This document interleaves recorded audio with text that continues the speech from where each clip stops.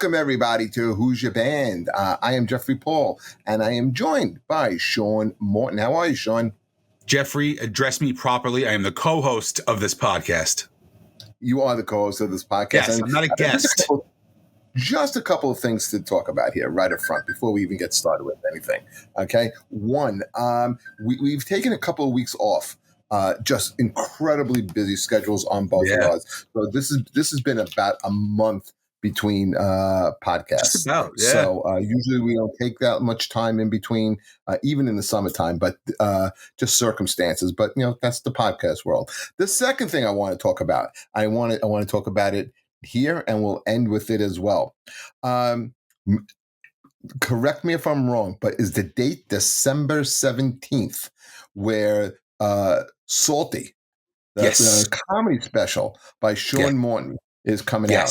And I hate to say it, not because he's sitting there in front of me, okay, but it's fucking good, guys. It's a good comedy special. I think it's relatable. I think it's fresh. It's not the same shit you've seen before. Okay, guys, check it out. And even dopey producer Adam does a hell of a job. He had 3 cameras. The guy was like a professional guy with a headphone and running around and wearing black. And he really did a great job filming this. So, guys, pre-order it. Hopefully this will come out by that time. But if this comes out after December 17th, keep the sales going. Yeah, Please check out Salty by Sean Morton. Jeff, I appreciate that. I really do. You know what it was for me? I'll get a little personal here because, we do a lot of goofing around and stuff like that. And what I've told certain people, and I'll just tell everybody now, is this is my legacy. And it sounds weird to say this, but the reason I say that is because I don't have any kids. So if I dropped tomorrow, what do I have to show? Right? Dick. What do I have to show? And 16 years in comedy is a long time. I'm not saying I'm quitting anytime soon, but some people should. But I wanted something to show for it, and I wanted it on my terms. And I was talking to a comic friend of ours, Joe Fernandez, today. We're talking about it. Would it be helpful if you said all this shit into a microphone? Yeah, I'm talking into the microphone. Yeah, I don't blow the microphone like you do, Jeff. You can talk at a normal distance. It's fine. Okay. No one can hear. Go on. Fucking dick. So I said, as comics, we are always hard on ourselves, and I hate watching myself. I can't. I think we feel. Yeah, I know. But there's some comics who tape every set and they watch it back, and it makes me physically sick to hear. I don't watch any of these podcasts. Once we shoot them, I've never watched one of these. I've never watched one. I've listened to them, and I even turn that off because the voices even get to me too. So going through it, having to watch this special, most people do a half an hour to an hour. I did 78 minutes. I didn't realize it was 70 minutes. So I had to cut out a lot of stuff. And again, now I'm cutting out stuff that I wanted to and blah, blah, blah.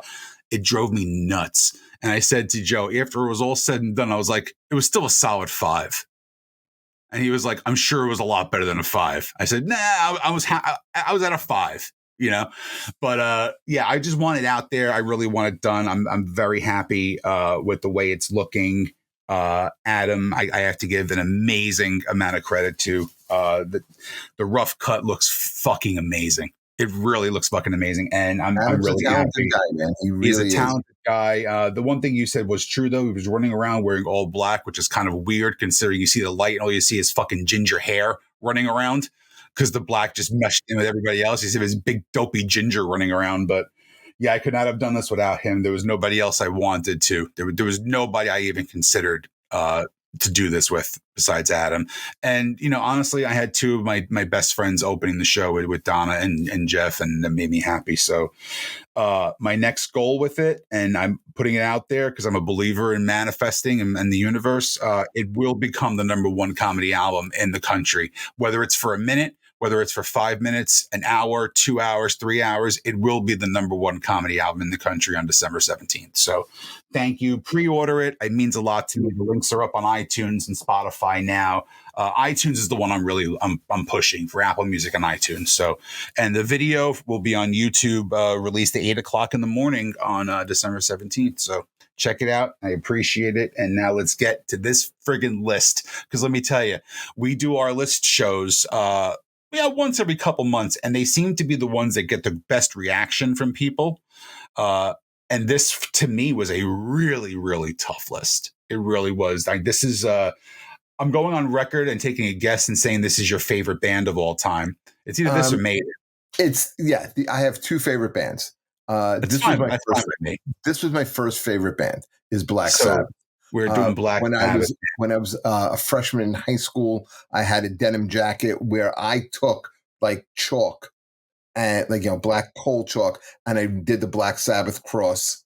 And my friend, that's how people knew me, because I had the Black Sabbath jacket. I was obsessed by this band. I'll tell a funny story when I get to one of my picks here. But I would love Sabbath. Sabbath and Maiden, two favorite bands. But the first heavy band that I fell in love with, besides Kiss, was Sabbath. This was the band I obsessed upon. This was the second concert I went to. Love this band. No shit, really. I've seen them a couple of times, but again, later on when they did the reunion tours and things like that. But it's just, it's a great dynamic when you go to a Sabbath show, because you have gnarly dudes like in their late 60s, 70s, even the fucking 80s. And then you have these little tiny young kids who are like, who know them from like either Guitar Hero or from like their grandparents or parents or brothers and sisters and shit, going down to like 5-6-year-olds. It's a cool video games. Songs like Iron Man are played like on the video game. So, younger generation will know it from that, but like we know it from like our child. This was the soundtrack of our teenage years is Sabbath. Well, for you, I discovered them later. I discovered them probably like right in my preteens. Like my preteens, because again, my uncle was old. If he was alive, he'd be a lot older than you, but he was like from when they first came out.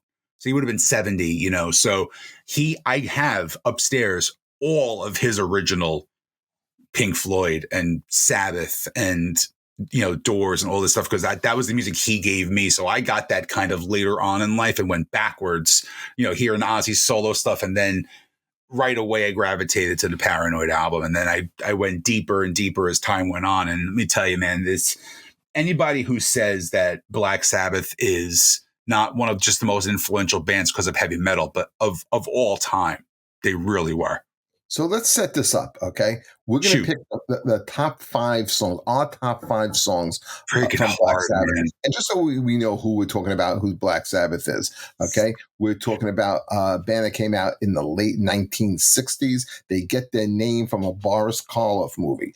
The original lineup is Ozzy Osbourne on vocals, Tony Iommi on guitar, who was, for a brief time, played in a band called Jethro Tull. I don't know if you knew that, Sean, but he did. And Sabbath winds up getting its signature sound from Iommi was when he was just a young musician trying to like make it in the music business. He worked in an iron mill and wound up getting the top of his fingers cut off in an accident. Now, in order to press down on the strings when he plays guitar, the regular nylon strings were a little too. He couldn't get any feel for it, so he strung his guitar, and instead of using guitar strings, he used bass strings. Okay, and that's how he kind of developed that signature Sabbath sound. The rest of the band is made up of Geezer Butler, who is not only the bass player, but he also is one of the main lyricists of the band, and he'll make an appearance on this, and Bill Ward, the drummer. But there are other inceptions of Sabbath. There's the Dio era, there's the Tony Martin era, there's the Ian Gillan era, okay? But I think we're going to stick with, probably 2 of these eras. Right? Listen, can we just be honest? It's only 2 eras.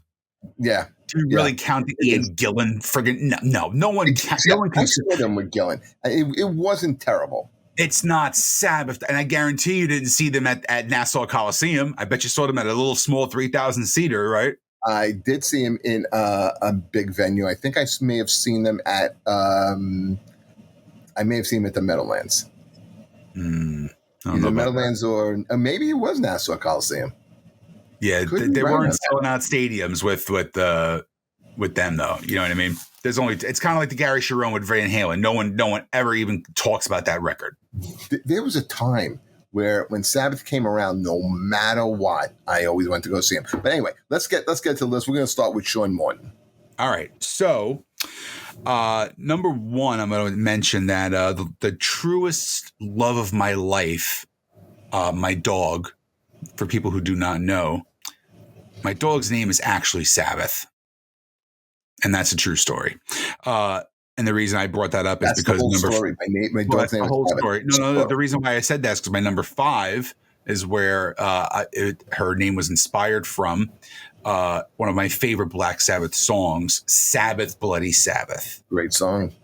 I think it's an amazing riff. I love Ozzy's range in this song. He really hits the high notes in this one. And one of the things that I love about Sabbath, and you're going to think this is kind of weird, but I love the 2 Nativity in Black cover records. I'm sure you've heard them, right? Yes, I have. Well, I don't know. I mean, I don't know if you have. Yeah. So I'm a Sabbath fan, but I wouldn't have listened to that. I think my list is actually more inspired by how I love the cover versions of their originals. Does that make sense? Like, I love their cover versions of these songs so much, I made my list about them. You can't. I mean, I think there's maybe one guy who really does great covers of Sabbath, and that is it. See, for me, like, I love when I said Sabbath, Bloody Sabbath, Bruce Dickinson did the version on the Nativity in Black, and that was one of my favorites on that record. So I think this is a great one. It's the title track. I think it's their 5th album. Is that right?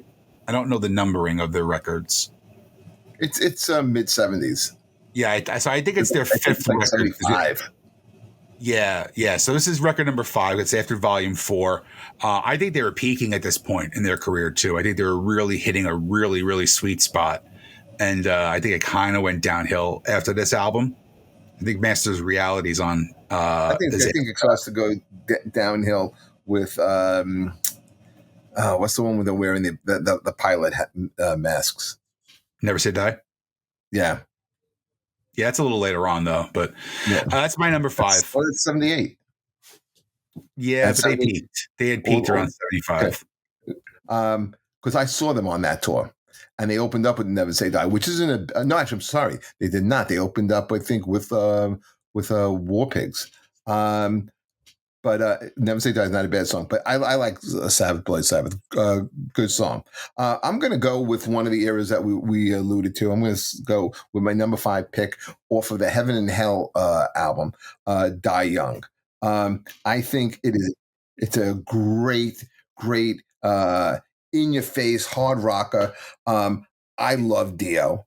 I think Dio could sing the phone book, man, and I'd listen to it. The way he phrases lyrics, like then chase the sun, tears you and you run, and his range, his voice, his peak is great. It has a little of that illusion, that mystery. And if you're not sure who Dio was, I mean, Dio came from 3 albums with Richie Blackmore of Rainbow, and he joins Sabbath, and he changes the sound of this band, and it was just amazing. I'm going to tell a story a little later on, but Die Young is a great song. To this day, I still like when I need like a get up and I want to get like pumped for something. That's one of my go-to songs. It is a great vocal.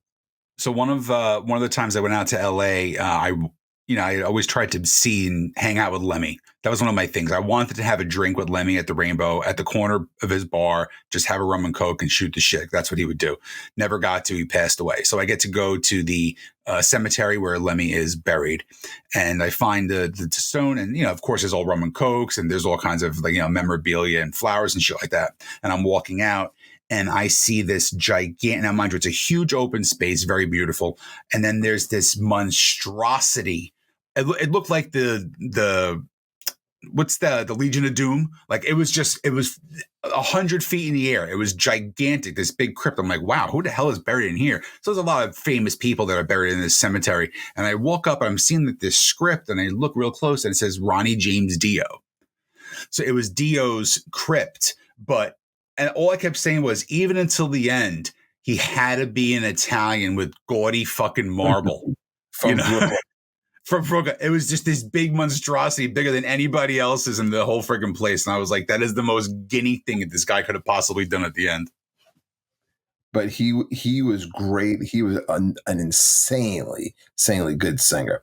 All right, go with your number 4. This is actually my personal favorite Sabbath song, but I put it at number 4. NIB. Here's something about NIB that I'm sure that you don't know. It does not stand for Nativity in Black. I did not know that, actually. A lot of people think it is. It does not. NIB actually is a song that came out. Well, the title of it was in 1969, and it's an inside joke about Bill Ward's goatee at the time and how they thought he looked like the devil. Okay, I did not know that at all. But why'd you pick NIB? For me, it's I always go into Sabbath with the riff. Like for me, they're a riff machine, and I think they're the ones who actually started that. The Beatles were great songwriters, and they wrote amazing songs. But like, do you think of a lot of Beatles songs and think of a riff? You really don't. There's only maybe a handful or two that you really have a noticeable riff. Sabbath was a riff machine. That's right. And they really started that in the rock bands after them all had to keep up with that kind of, they changed the whole game. So for me, that guitar riff in NIB is the whole reason why that's my favorite song of theirs. And I go back to the Nativity in Black cover record. Ugly Kid Joe's version of that is a banger. It's an absolute banger. And for me personally, it was one of those songs that I always had this vision when I had my band of having all 4 members change instruments. So we would all play something different. And that was the song that I originally wanted because it's a very well, I wanted to play guitar. I was gonna have my guitar player play bass and my bass player play the drums and my drummer sing. So I picked a song that would be easy so that way any of us can play the song. And that's probably the easiest Sabbath and heaviest Sabbath song that you can pick. And it's just one of my personal Sabbath favorite. It's a great one. And you know what? I like the premise of the song. It's about the devil falling in love. I like and it's in the lyric. My name is Lucifer. Please take my hand. He's talking about we'll be together till the end of time. It's about can the devil find love?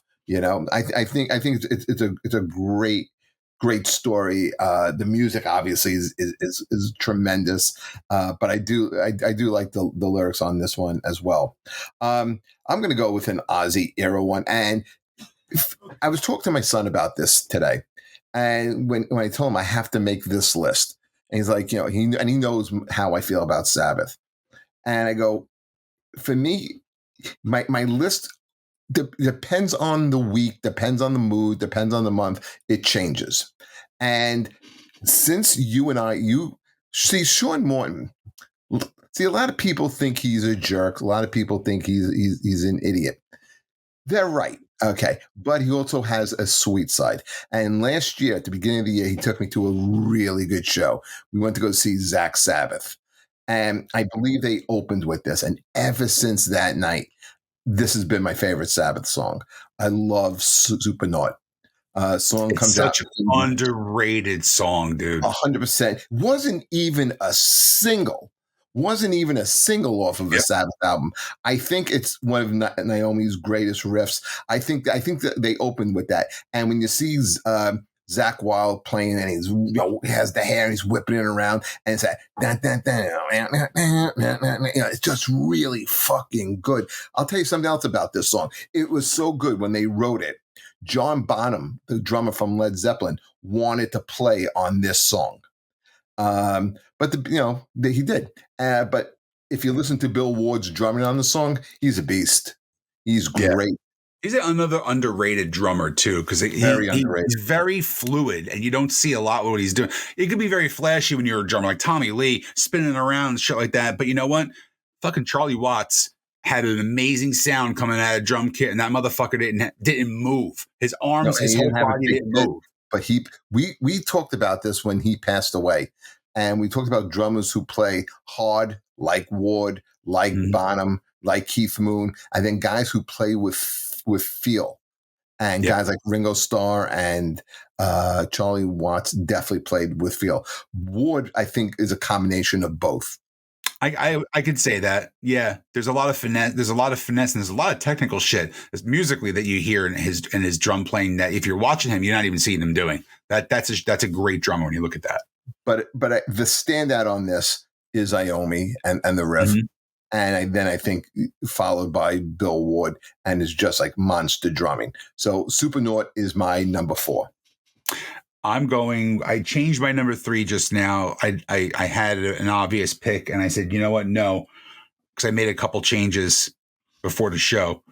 Because I like to throw myself into the band that I'm listening to when we have to do these list shows. So like sometimes a memory will pop up and you go, oh shit, that is a great song. You know what I mean? So I was playing it. I went with Children of the Grave. Oh, that's a great one. That's a great Children one. of the Grave is a great song. I love the fact with the Sabbath of kind of like the haunted, the horror kind of themes with some of their stuff, you know, and like this is one of those songs that is always in like, you know, horror movies and stuff like that. I am just again, it's all about the riff for me, and this is such a simple riff. Well, this is the thing with this song with the riff. This is one of the few Sabbath songs that I could think of that has that galloping riff. And which really kind of reminds me a lot of Maiden. A lot of Maiden stuff is the gallop. But this one, right? I think Geezer Butler's bass on this really kind of like stands out along with the lyrics, because he wrote the lyrics on this one. I think I love Children of the Grave. That's a really good pick. Yeah, I have a feeling we may not have the same picks for the top 5 for the first time. Well, that might have been one I would have gone with. For my number 3, okay, I'm gonna. I don't know if I ever told this story on this show, but they used to work for Columbia Records. No, that was in The Irishman. Did I ever? Right. Okay. I don't know if we talked about that. No, but when I was in high school, like I said, I was a Black Sabbath freak. I went to go see them in the summer of my freshman year, and all I did was obsess on Sabbath. Okay? Ozzy Osbourne leaves in 1979. And then in 1980, a new album comes out. And I remember being at a party, and I was talking to this girl, and she was kind of digging me. Okay? I'm a young Jeff. I have long hair. Okay? I played the drums. You know, I have a little bit of a rap, but I'm just talking to this girl, and all I'm talking about is Black Sabbath. And I'm telling him, like, the Sabbath album is coming out. Ozzy's not going to be on it. I don't know if this is going to be good. I don't know who this guy Dio is. I don't know, you know, like what's going to happen. And she's like, what the fuck are you talking about? Like, and she walked away from me. And I'm like, how do you not understand the story 7 times, just so you know? I'm like, how do you not understand that this is Sabbath?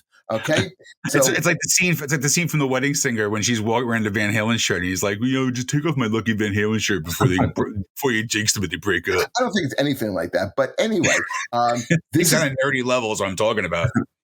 If my number 3 song is the title track of that album, Heaven and Hell. It's the first album without Ozzy. Like I said, Dio comes from Blackmore's Rainbow. And that has the catchiest of all the Black Sabbath riffs. It's, like you said, a simple one.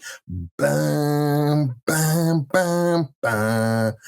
Dun, dun, and then there it is, man. And from Can I just jump in and say it's my number 2 pick, so we can just kill 2 birds with one stone, and we can talk about change it. Okay, but yeah, It's an amazing riff, and then Giza with like that ticking bass throughout the whole thing. Also, my high school quote. Now, you think I'm a douchebag now. You should have seen. Yes, very much so. Well, you should have seen my high school quote. And it's still in. You talk about legacy, and it'll live on. If you get the Timeville High School yearbook, I will not give the year right now, but if you get a Timeville High School yearbook and you get my picture, underneath it is my quote. And my quote is, "The world is full of kings and queens that blind your eyes and steal your dreams." And I thought that was like the fucking bitchiest. Like, yeah, man. I just stuck it to the man. You know, mine was. It was from Neil Young. The same thing that makes you live can kill you in the end. Deep, man. That's fucking cool. Fucking heavy. That was from Hank to Hendrix. I just see you walking around like all proud. Like you probably said that, and then afterwards, like you were like a little smirk. No, it was from. It was on his Harvest Moon record, which was more of a softer record. I'm surprised. I thought you would like be a bigger douche and would have wrote something like, "It's better to burn out than fade away." No, I hated those people. I hated those people like that. And you know who the worst ones were? The fucking ones that would walk around with the Catcher in the Rye, or they would walk around with the "No One Gets Out Alive" Jim Morrison fucking biography. Those are big guys. Yep. Fucking no one here gets out alive. Yeah, I read the book, man. I read the book. Fuck you and your dumb book and Jim Morrison, most overrated lead singer in history of rock. That's where we agree. I am a firm believer that the Doors are the most overrated popular band of all time. We will never. I'm telling you, we will never do a Doors show on here. No, never. Unless even if a guest wants to talk about them, we're never even going to have the guest on. Yeah. Who we'll wind up having someone like Frank Vignola on, and that'll be his favorite band. Well, that was my number 2. I really can't chime in with anything more better than what you said, because I mean, for me, again, I didn't know Dio. You know, I only knew of Sabbath, and then through the grapevine, again in the mid '80s, when Dio starts making it onto MTV. I start seeing the Dio solo stuff, and then I read like Metal Edge magazine, and I see, he was the singer from he was in Black Sabbath for a while. I didn't know this. Then I again discover later on in life, there are other albums. Yeah, he was in Rainbow, you mean? Yeah. Well, I'm saying no. When I saw him on MTV with Rainbow in the Dark and that kind of stuff, so I didn't even know the Rainbow stuff. That came even later on after that stuff. That's fantastic, the Rainbow stuff. Yeah, Rainbow is amazing. But I forgot where I was going with this, but it's just it's an iconic shift. And there's only one other band that I truly feel is like Black Sabbath in this aspect is Anthrax. And it's when you have such an amazing, or Van Halen too, you can say too, your band loses their lead singer, and then you have Halen is closer. Well, here's where I'm getting with the Anthrax though. It's kind of it's a double part to this. So you have a band now, and you replace this iconic singer, and you have somebody else come in, and they make just a more iconic music on a different level that sounds different even from the band that was prior with the prior singer. And that's where the Anthrax thing comes in. They were this huge thrash band with Joey Belladonna, and then he leaves, and John Bush comes in, who was a rock and metal singer for Armored Saint, and the sound is a completely different band. It's a completely different sound, but they do justice to the old stuff too. So it's really hard to do that. So then, later I find this later on, and I get Heaven and Hell, and I'm like, wow. Do you remember the opening track on Heaven and Hell? No. What is it? It's Neon Nights.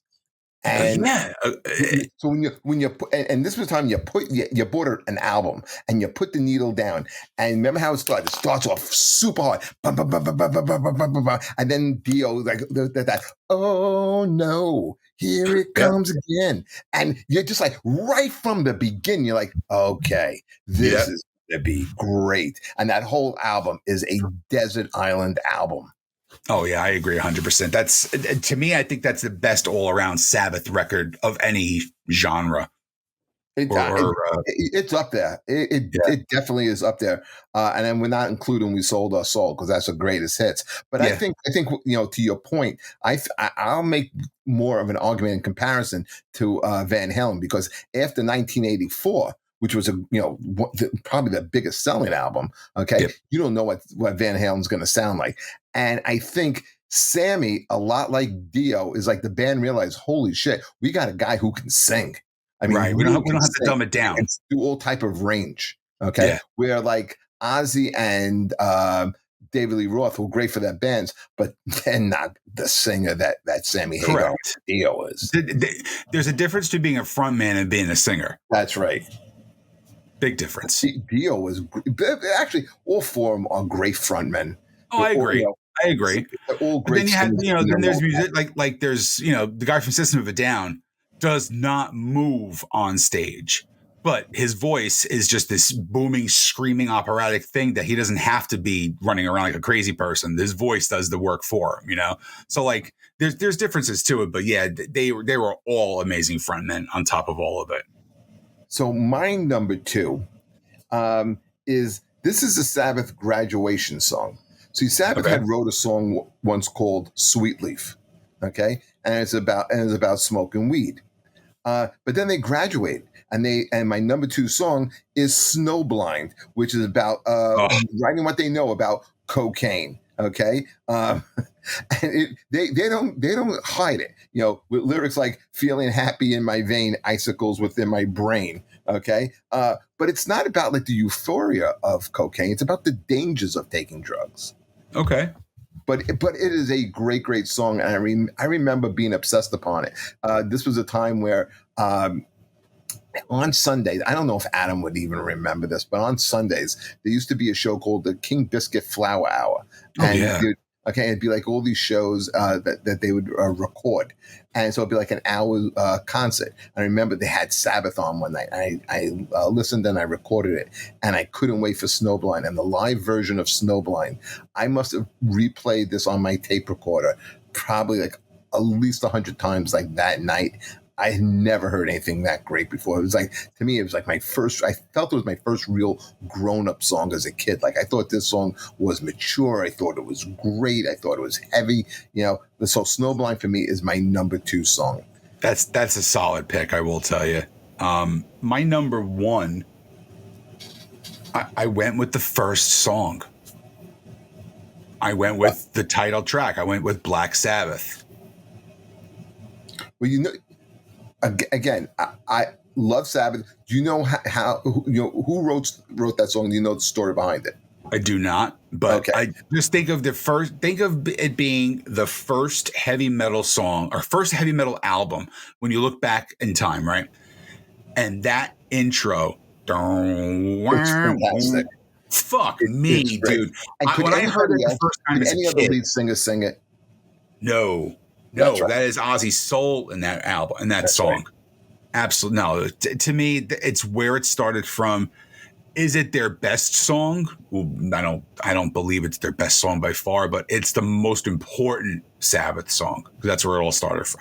Yeah, Geezer wrote it, and he wrote that in what he was experiencing. He was laying in bed, and he felt an image over the bed. Ugh. And he wrote down what he felt. What is this that stands above me? Demon black that points at me. He was feeling. He said he saw that. Okay, and he said That's he weird. wasn't under the influence or anything, but he wrote those lyrics, and that is a Geezer song. But there is not another singer who could sing that song and tell the story the way Ozzy does. Nope. That's where Ozzy is different from everybody else He is. on a different level. So my number one song, man, I did for a while. This used to be like listen, you could take any one of these songs that we spoke about all night and put them as my number one song. But I mean, I've always loved it. This is 75 off of the album Sabotage. It's another one of the, you started by talking that this is a band of riffs. This is another great Iommi riff, and the song is Symptom of the Universe. Oh, I love that song. It is really hard. It has a really like memorable riff to it. Bill Ward is a monster on this, and I love Ozzy Osbourne's vocal on this. Again, I love Dio. I fucking love Dio. I don't know if he can do this song justice, not the way Ozzy does. Yeah, I have to agree with you on that. I've heard a lot of people cover this song, including Dio singing for them, and you're absolutely right. Nope, that's Ozzy all the way. And that's the thing about Ozzy Osbourne and David Lee Roth and Mick Jagger. There are certain songs that, hey, there are better singers, but there are certain songs that only they can sing. Yeah, I agree with that 100%. When you're filling in or taking over a spot for another singer, you got to try and do the song justice, but you also want to put your spin on it. But there's just some songs like, look at Bohemian Rhapsody, right? Paul Rodgers was an amazing replacement for Freddie Mercury, right? He can't do Bohemian Rhapsody. Adam Lambert has an amazing range just under Freddie Mercury, how great of a singer he is, right? He's probably the best replacement singer that Queen had. 100%. George Michael was good, but I think Adam Lambert has the showmanship of, look, let's just be honest. It also helps being a little gay, be the singer of Queen. Well, he's a showman. He's a showman. Yeah. He's theatrical, and so was Freddie. And I gotta say, I'm blanking on the song. There's Who Wants to Live Forever. Mm-hmm. Great Queen song. Absolutely. I saw Adam Lambert do it a couple of times. I love the way Freddie sings it. I think Adam Lambert does it better. Yeah, there's certain songs that are like that. It's the only song in the Queen set that I think he does better than Freddie. I mean, he does them all justice. He's really good, but that song was really special. He really connected on that. Yeah, he's a great replacement. And again, it's hard to step in people's shoes when there's big shoes. But let me tell you, Dio and Ozzy. Ozzy was the foundation, but Dio took the band to a different level, I think. I didn't like the Tony Martin era. No. I felt at that point it's not Sabbath anymore. I thought songs like Zero the Hero and there were a couple other songs off of Born Alive. Was it Born Alive or Born Again? I think it's called Born Again. The album, the one album they make with Gillan. Gillan is a fine singer, but he really wasn't a real good fit with Sabbath. It was a good rock band. It was kind of like Jimmy Page and Paul Rodgers doing The Firm. Right. It wasn't Bad Company. It wasn't Zeppelin. They should have called it a different band. Yeah, it's like when I saw Guns N' Roses, it was Axl. It should have been Axl's All Stars. Right. That's not Never Guns N' Roses. Called Guns N' Roses. If you don't have Slash in the band, it's not Guns N' Roses. Bingo. Yep. Yeah. I gotta tell you, I was impressed. I didn't think we were going to have a tremendous amount of carryover or crossover. I mean, one is not bad out of this top five. Usually we have a little more. Yeah, and again, for people who are listening, we weren't going with the obvious. We weren't going to go with Paranoid. We weren't going to go with War Pigs. We weren't going to go with Iron Man. Those are like, the three probably most popular Sabbath songs. But we were going to go with songs that again, all this, things that we like, real Sabbath fans.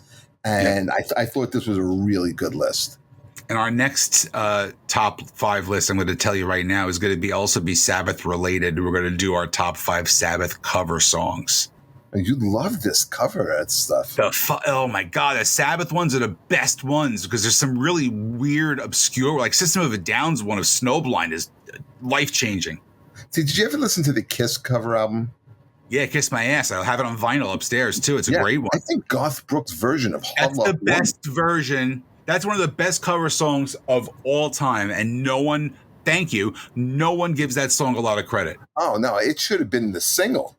It was a single. It was released as a single, and it deserved more love than it probably got because you don't hear it a lot on the radio. You don't hear it in a long time, dude. That's great record, man. Anthrax is a killer version of She on that too. That's a great song. They just blew it out of the park, man. Every song on that record is fantastic, and everyone does it better than Kiss.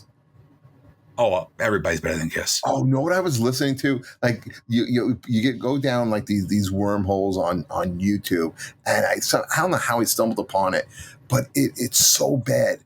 It's just an isolated vocal of Paul Stanley and Gene Simmons singing "Lick It Up." Oh, it's fucking terrible. That era is, with Vinnie Vincent. I know it's one album, but the song is okay, but they just look like a bunch of moes. It is bad. But again, that was my introduction to Kiss. No, man. You see, Kiss was like Dressed to Kill, Alive One, but again, and then Alive Two. I know this now, Jeff. But again, you're talking about a kid who was 9 years old on the MTV generation. That's how I was introduced to Kiss. Yeah, Kiss was my first concert. Love Kiss. It got me away from like listening to like real pop stuff, like really like terrible pop stuff that I used to listen to. Like I listened to the Partridge Family and Bobby Sherman and like what was ever like and then I remember this girl, Lisa Maresca. She was like, "You gotta listen to this," and she brought out her Kiss album at a block party on my block, and it was the first time I ever heard Kiss, and that was it. It was Kiss and the Rolling Stones. Those were the first two real rock bands I got into. The genes automatically stonewashed themselves. That's right. The mullet grew out. I did. I started growing my hair long, and I started getting Sherlock. Really into rock and roll. You went to the mall and you got your denim jacket airbrushed, didn't you? No, I didn't. I did it myself because I couldn't afford to go to the mall and get it airbrushed, and I went to Dungaree Discount to buy my leather jacket, and then all I would wear is rock T-shirts. Before that, it was all like football stuff, and then it just became like anything with rock. And 40 years later, still wearing the rock shirts. Still wearing rock shirts. Yep. Okay. Half of my wardrobe is rock shirts. 90% of my T-shirts are black concert T-shirts. Now I make a pact. Even if I don't like the band, I'm buying the shirt if it's gray or red or blue or yellow. Like I went to the See Here Now festival. They had 9 Springsteen shirts. I bought the bright canary yellow one because it was fucking bright canary yellow and it was different from everything else. Right. That's what I like. I was with Adam. We went to go see Elvis Costello. And I wound up getting, because it was red, I wound up getting the red Elvis Costello shirt. Yeah. I dig that, though. I dig that. I like that. He was good. It was this year's model. It was the image on it. Anyway, Listen, the kids still got it. We got it. We're a month away. We still got it. Yeah, like I said, it's been a real busy time right now. A lot of stuff going on, but it's all good stuff. It's nothing bad. So no, listen, busy is good. Busy is good. So I'm it just feels like it was way too long, and I'm glad we were able to come back with this. And we're doing this on a new format. If we look a little bit different, we're no longer doing this on Zoom. We're doing this on StreamYard, and I think it looks and sounds a lot better. It does, better quality. Plus, we can do a lot more things too, which we'll start incorporating some different video clips and pictures and stuff like that, because it's all interactive. And Adam is our Oz behind the curtain, and he gets to play around with all that kind of stuff. So we'll start adding some of that stuff in. So, guys, we got a lot of cool stuff coming. Please follow us. Please share. Please like, comment, all that good stuff. Follow Sean and I on socials. And until next time, everybody, take care. Later.